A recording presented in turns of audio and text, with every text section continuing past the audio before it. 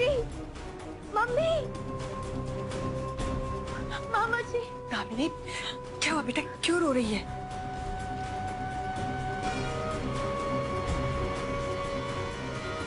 क्या है? दीदी हमें माफ कर देना। हम इतने पढ़े लिखे नहीं कि आपको अच्छे अच्छे शब्दों में चिट्ठी लिखें।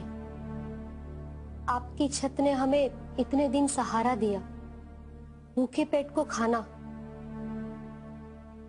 जिसके लिए हम जिंदगी भर आभारी रहेंगे। हम कभी नहीं चाहते थे कि हमारी वजह से आपके घर में झगड़ा हो या हमारी वजह से आपको कोई तकलीफ पहुंचे। हम तो दामिनी में हमेशा अपनी बिटिया देखते थे, इसीलिए उसके दर्द और पीड़ा को अपनी बिटिया का दर्द और पीड़ा समझा।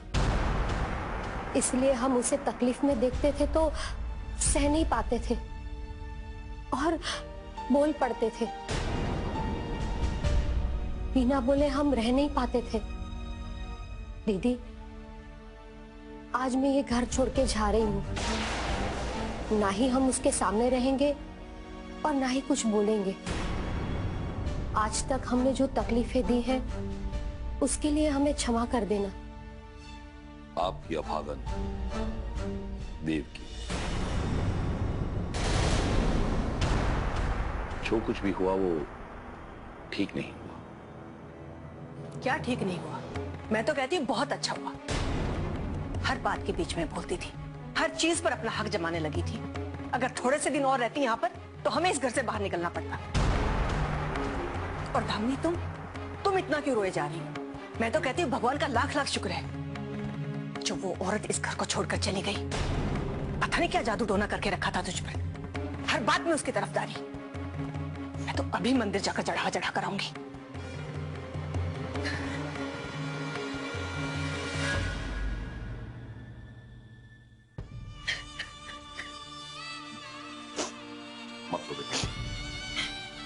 उसने हमारी बात की इज्जत रखने के लिए कभी कुछ भी नहीं कहा।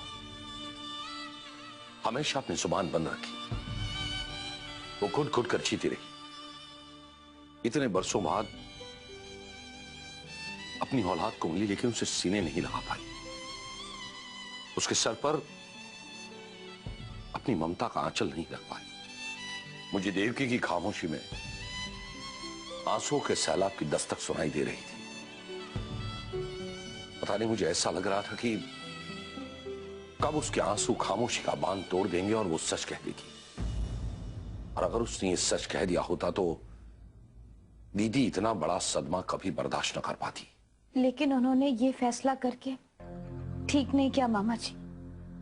क्या गलती की थी मैंने? क्या कमी की थी मैंने?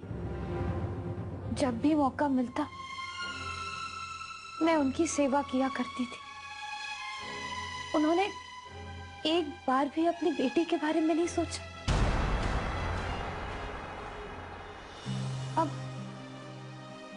अब मैं उनको कहां ढूंढूं? कहां ढूंढूं मामा जी? कितनी अजीब बात है मामा जी। मैं भी क्या नसीब लिखवा कर आई हूं ऊपर से। औरों को तो एक माँ का प्यार मिलता है और मुझे दो माँओं की चिंता मिली है। एक को खुलकर माँ नहीं कह सकती और दूसरी को सच ना पता चल जाए, इस बात की चिंता लगी रहती है। दामिनी, तुम ये क्या कह रही? संभालो अपने आप को।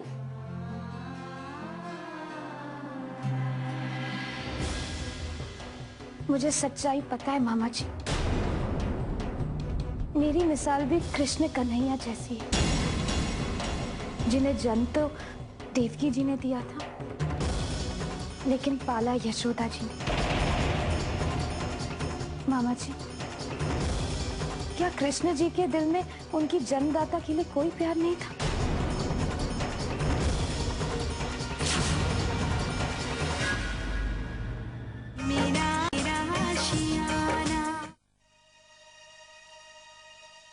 अरे मोहन, आओ बैठो।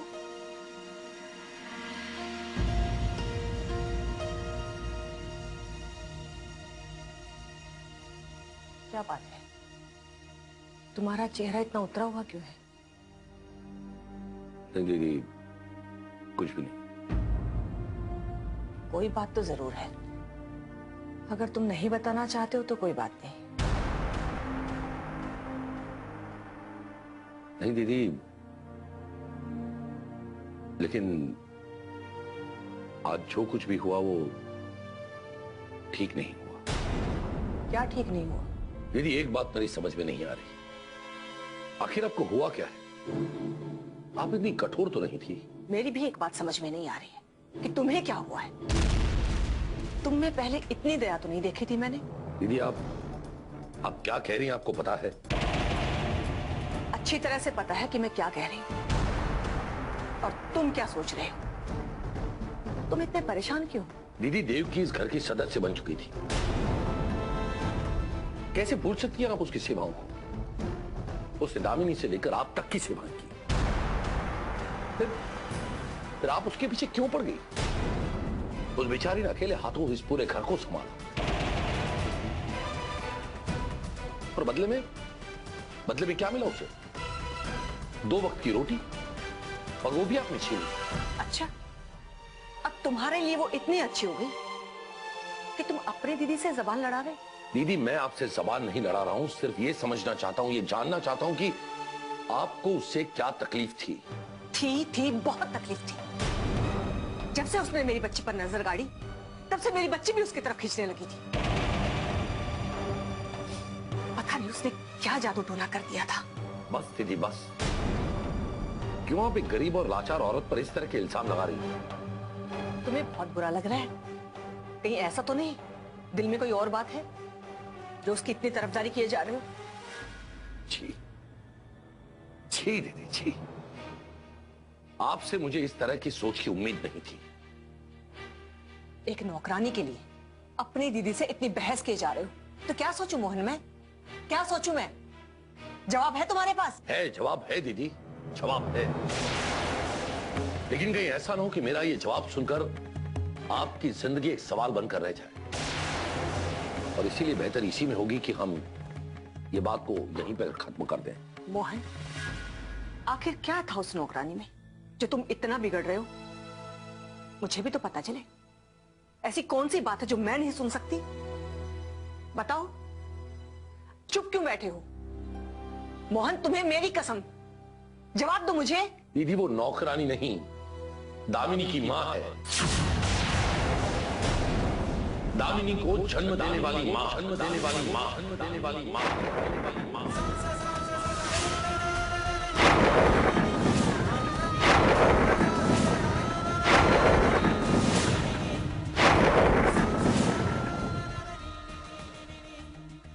नहीं नहीं मोहन, ये झूठ है।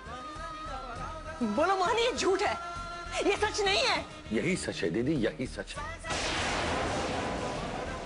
इतने सालों तक मैंने ये राज अपने सीने में दबा कर रखा था, लेकिन आज आपने मजबूर कर दिया मुझे ये सब बोलने पर।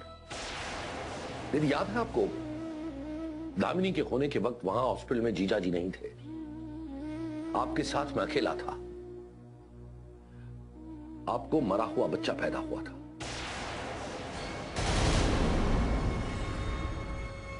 और डॉक्टर ने यह कहा था कि आपको इस सदमे से दूर रखें।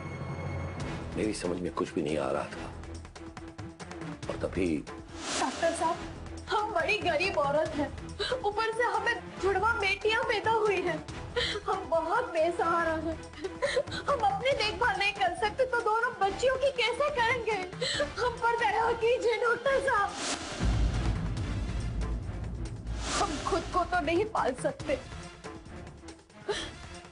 ऊपर से ये 2 बच्चियां, हम उन्हें कैसे पालेंगे? अगर तुम्हारी एक बच्ची मैं ले लूं, हॉस्पिटल का तुम्हारा सारा बिल मैं भर दूं, और ऊपर से मैं तुम्हें कुछ पैसे दूं ताकि तुम अपनी एक बच्ची की परवरिश अच्छी तरह से कर सको, तो क्या तुम राजी होगी? आप इतने पैसे तो दोगे ना जिससे मेरी ये बच्ची की परवरिश हम ठीक ठाक से कर सके? बिल्कुल। देखिए डॉक्टर साहब, मैं ये चाहता हूं कि जब मेरी दीदी होश में आए, आप उसे ये न बताएं कि उसे मरी हुई बच्ची पैदा हुई थी। उस औरत की बच्ची को आप मेरी दीदी की बच्ची बताइए। आप मुझ पर भरोसा रखिए, ये राज आपके और मेरे अलावा कोई नहीं जान पाएगा। यही हकीकत है उस बदनसीब की। इतने बरसों बाद वो मुझसे टकराई और अपनी बेटी के लिए गिड़गिड़ाने लगी, और इसीलिए मैं उसे यहां लेकर आया, और यही वजह थी कि मैं उसकी तरफदारी कर रहा था। लेकिन दीदी, फिर भी अगर आपको यह लग रहा है कि मैं गलत हूं, तो आपकी मर्जी।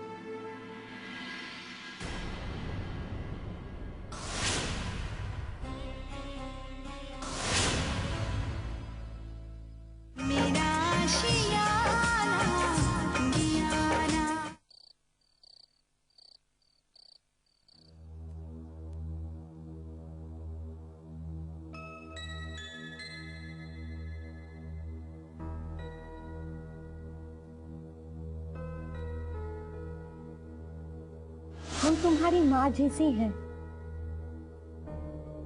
हमसे हमारी बच्ची जुदा हो गई। तुमको देखा तो हमें हमारी बच्ची की याद आ गई। वो बिल्कुल तुम्हारी जैसी ही है।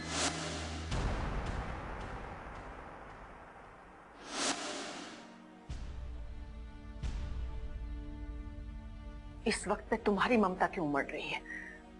तुम क्या माँ हो इसकी? दामिनी की ये हालत देख के हमसे ना रहा गया। हम भी इंसान हैं। हमारे सीने में भी माँ का दिल है।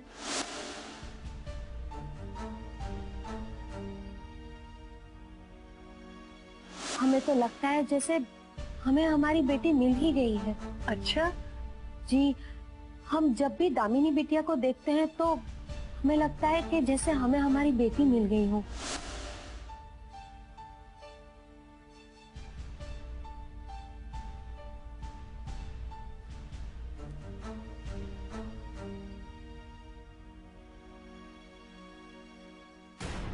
आन बान शान के चक्कर में आशियाना चला गया। नहीं चाचा जी, आशियाना ना ही गया है और ना ही जाएगा।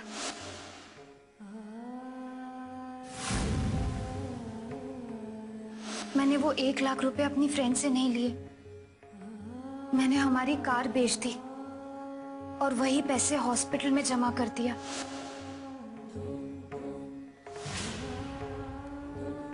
मम्मी, चाहे कुछ भी हो जाए, आशियाना हमारे खानदान की शान है। मैं उसे वापस लेकर रहूंगी, फिर चाहे मुझे कुछ भी क्यों ना करना पड़े।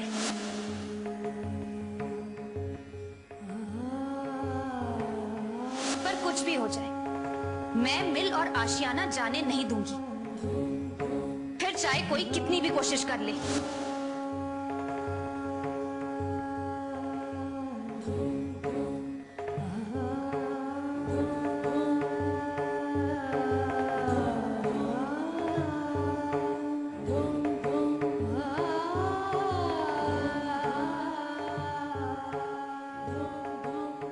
पराया खून होने के बाद भी दामिनी ने हमारे लिए, आशियाना के लिए क्या क्या नहीं सहा।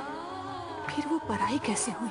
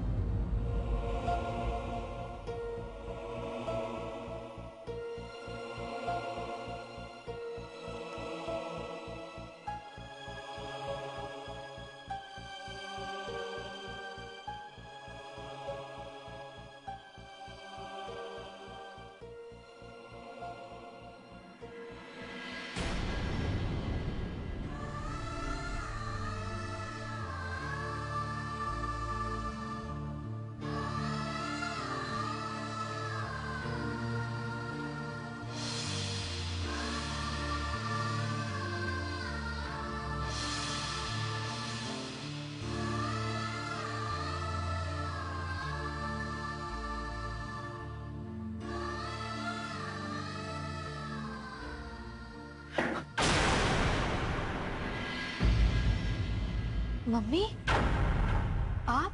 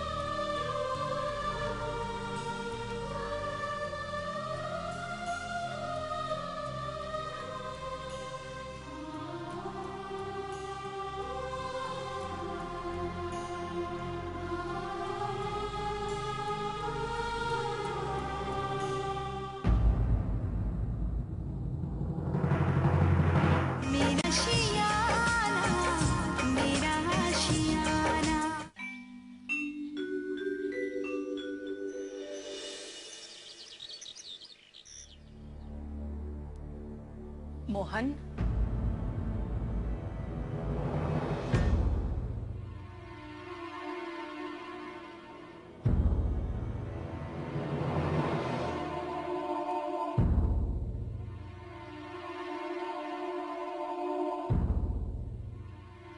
आपने कुछ कहा दीदी? हाँ, बहुत कुछ कह दिया।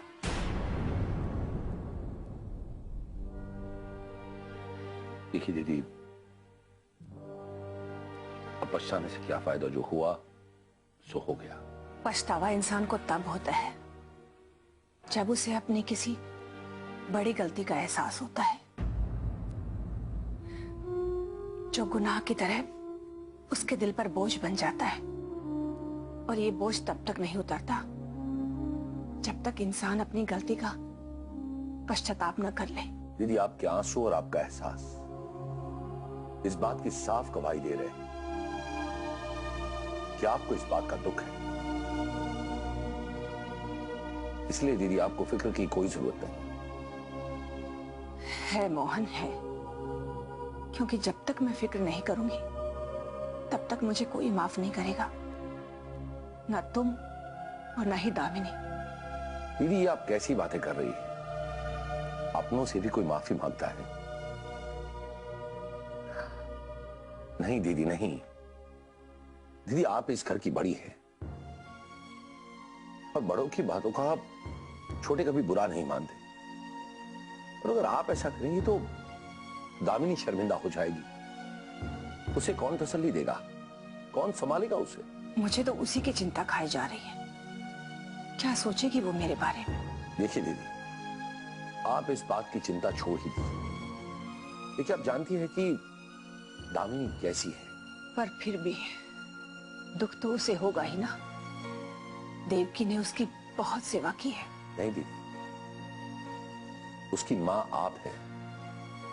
देवकी ने सिर्फ उसे जन्म दिया। लेकिन दामिनी देवकी का अंश है। मैं कुछ भी कर लूं, वो देवकी के साथ ही जुड़ी रहेगी। दामिनी पर उसी का अधिकार है। मोहन, क्या देवकी को ढूंढने के लिए हम लोग कुछ कर नहीं सकते? क्यों नहीं? नियत साफ तो मंजिल आसान। दीदी, मैं देवकी को बहुत जल्द फिर से ढूंढ कर ले आऊंगा। मैं आज ही से देवकी की तलाश शुरू कर देता हूं। ठीक है?